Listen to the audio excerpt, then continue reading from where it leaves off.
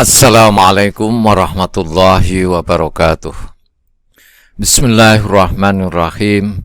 Alhamdulillahirabbil alamin wassalatu wassalamu ala asyrafil anbiya wal mursalin sayyidina maulana Muhammad wa ala alihi wa ashabihi ajmain.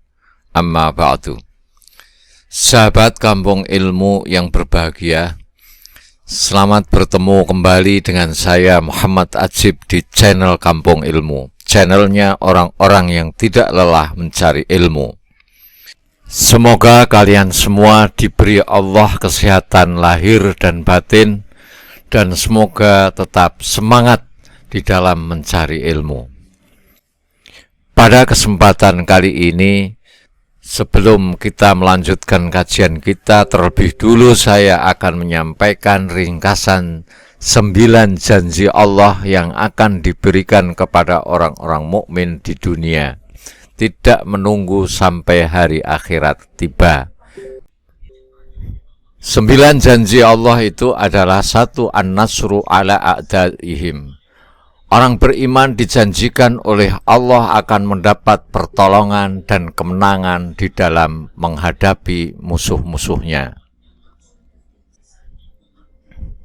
Yang kedua, ad-difa'u anhum. Orang beriman dijanjikan oleh Allah akan mendapatkan pembelaan dari Allah di dunia. Yang ketiga, al-wilayatu lahum. Orang beriman dijanjikan oleh Allah akan mendapatkan perlindungan. Yang keempat, al-hidayatu lahum. Orang beriman dijanjikan oleh Allah akan mendapatkan petunjuk. Yang kelima, adamu taslitil kafirin alaihim. Orang beriman dijanjikan oleh Allah akan mendapatkan jaminan tidak akan dikalahkan dan dikuasai oleh orang kafir secara total.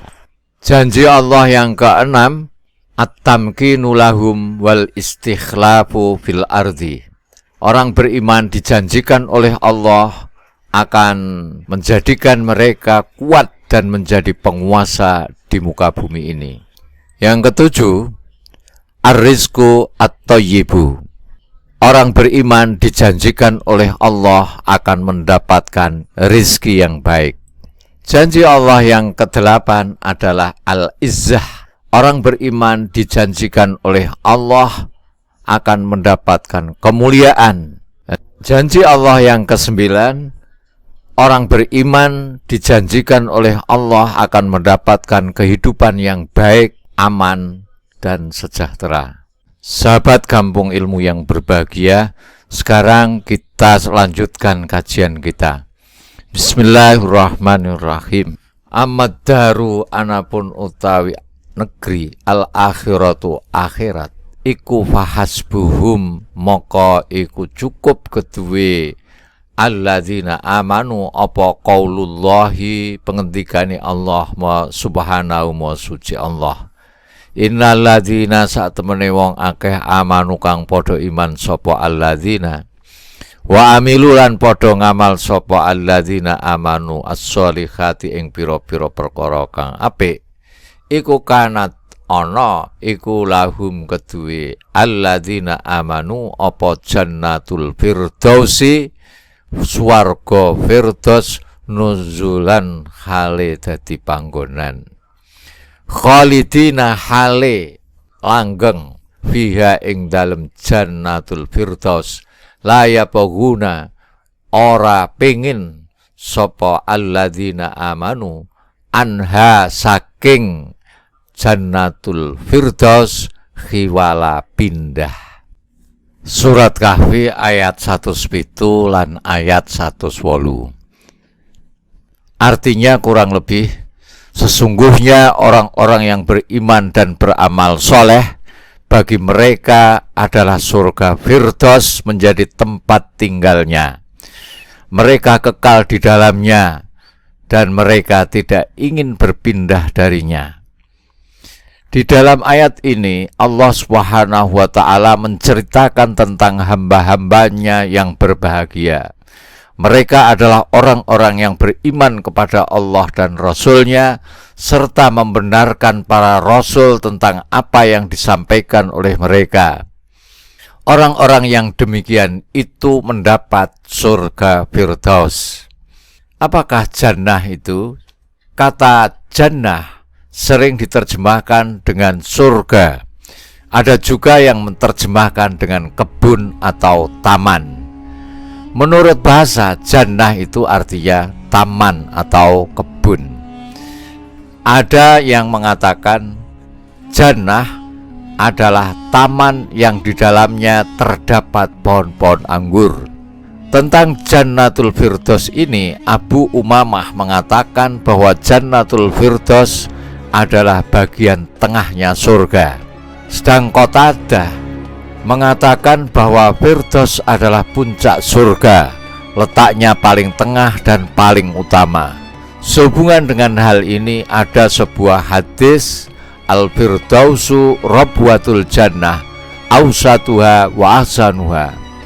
Firdaus adalah bagian puncak surga, letaknya paling di tengah dan paling indah. Dalam hadis lain Nabi bersabda, "Idza sa'altumullah al-jannah fas'aluhul firdaus fa innahu a'lal jannah wa awsatul jannah wa minhu tufajjaru anharul jannah."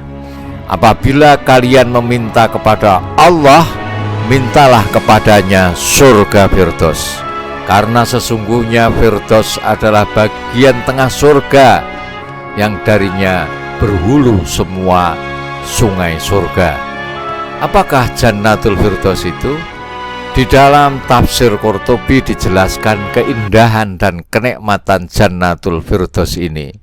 Wa Jannatul Firdaus nuzulun wa diyafatun li ahlil imani wal amali shalih al-muhtawiyah ala kulli na'imin qulubi wal arwahi wal abdan wa fiha ma tastahihil anfus wa taladzul a'yun minal manazil al-aniqah wariyadin nadirah wal asjaril musmirah wat tuyuril mugharradah wal ma'kalil ladzizah wal masyaribis sahiyah wan nisa'il hisan wal khatam wal wildan wal anharis sarihah.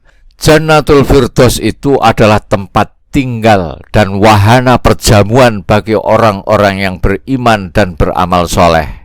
Jannatul Firdaus ini adalah surga tertinggi yang berada di tengah dan paling istimewa, yang tidak tertandingi oleh tempat-tempat perjamuan lainnya. Di dalamnya tersedia semua jenis kenikmatan hati, kenikmatan jiwa, seperti kenikmatan rasa cinta, rasa kasih sayang, rindu, ketentraman, kebahagiaan, dan lain-lainnya. Juga penuh dengan segala kenikmatan badan yang mendatangkan kegembiraan dan kesenangan, dan lain sebagainya. Pokoknya, semua kenikmatan yang diinginkan ada dalam surga. Di dalamnya terdapat segala yang diinginkan oleh jiwa dan sedap dipandang mata. Jannatul Firdaus ini berupa hunian-hunian yang elok, penuh dengan taman-taman yang memikat, dengan pohon-pohon yang berbuah lebat dan enak rasanya. Sementara burung-burung beterbangan dan hinggap dari satu ranting ke ranting lain, dari satu dahan ke dahan lain dengan kicauannya yang merdu. Di dalamnya juga tersedia makanan-makanan yang lezat, minuman-minuman yang menggugah selera, wanita-wanita yang cantik lagi mempesona. Ada juga pelayan-pelayan setia yang siap melayani apa yang diinginkannya. Ada anak-anak kecil yang lucu dan ceria ikut memeriahkan suasana surgawi.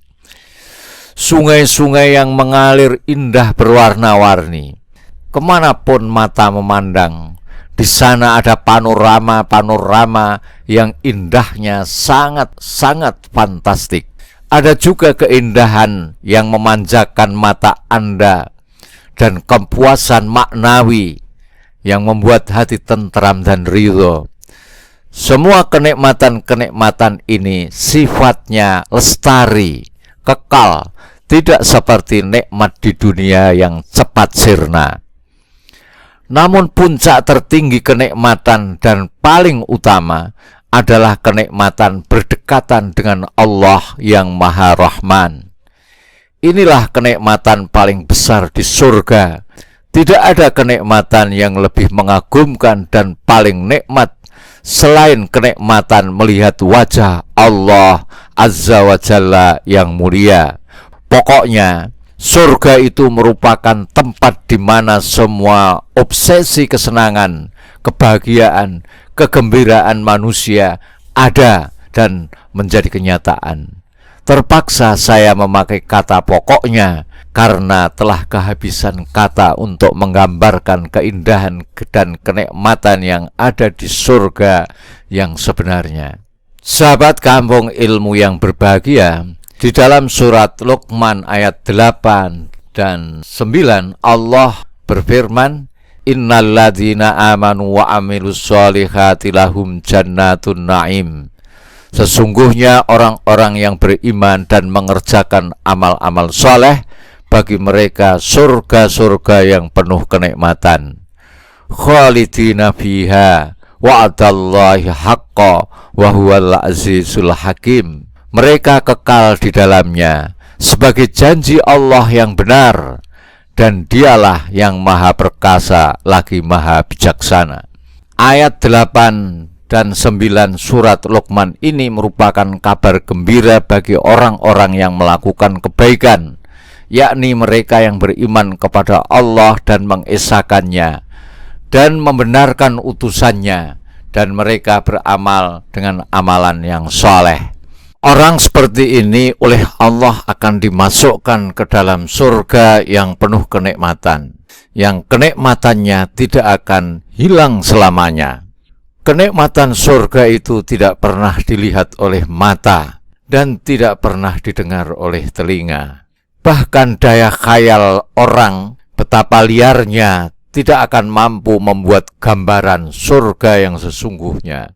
Dengan kata lain, keindahan surga tidak akan pernah terbersit di dalam hati manusia, karena gambaran-gambaran dan cerita tentang surga sebenarnya hanyalah gambaran dalam bahasa manusia, di mana bahasa manusia tidak cukup kaya kosakata untuk menggambarkan alam akhirat yang sebenarnya. Ini semua adalah janji Allah, dan pasti Allah akan menepati janjinya. Inilah janji Allah yang maha kuat, maha perkasa, dan maha menaklukkan atas apa yang Dia kehendaki, dan Dia adalah yang maha bijak, dan Dia adalah maha bijaksana, di mana meletakkan segala sesuatu sesuai pada tempatnya. Dialah Allah yang maha suci dengan menghukumi makhluknya sesuai kehendaknya. Sahabat kampung ilmu yang berbahagia,